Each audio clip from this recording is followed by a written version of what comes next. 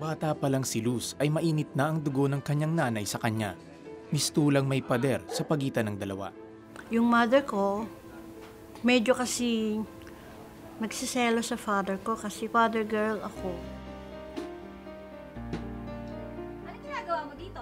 Pag pinapagalitan ako ng nanay ko, lumalayas ako. Pag alam ko darating na yung father ko, magpa-5, doon ako babalik. Pero meron siyang ginawa na lalo ako nagalit sa kanya. Aray! Ano naman ang galing? Ha? Inubaran niya ako sa harap ng yung mga tao. Hubad na hubad yung mama ko, pinaya niya. Siguro I was only 13. Tama na yan! Kinamuhian ko na siya ever since. Kung di dumating yung father ko, hindi naman ako nadamitan eh. Lahat tinanggal niya. Magsama kayo dalawang magkama! Inisip ko kasi at that time, sinong nanay yung gagawa.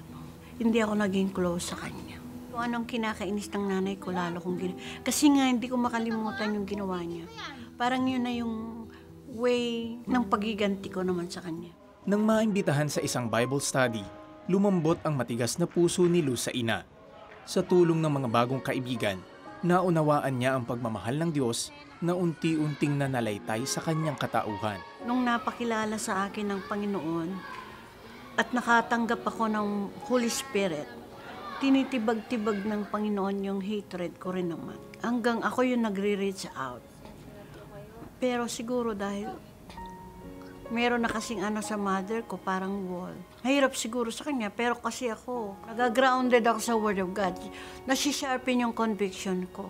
Hiningi ko ng tawad yung sinabi ko sa kanya. Kaya ako yung nagre-reach out sa kanya. Hanggang sa tuluyan nang natibag ang pader sa puso ng mag-ina.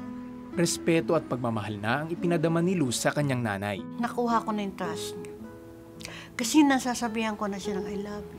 Masaya ako kasi nagyayakap na kami. July 1997, isang malagim na trahedya ang naganap. Namatay sa sunog ang kapatid, pamangkin at kanyang nanay. Arson o panununog ang nakitang motibo sa nasabing insidente. Naisip ko bakit naman gano'n. Unang-una, active na ako, nagtuturo nga akong Christian, bakit gano'n? Hindi ko kalain. Kasi nga, ang inisip ko, akala ko nga sa cancer siya mamamatay, hindi ko naman nakalain na gano'ng paraan. Bagamat nabalot muli ng galit ang puso ni Luz dahil sa insidente, nagpadala ang Diyos ng isang kaibigan upang maging daan para mawala ang puot sa puso ni Luz. I forgive.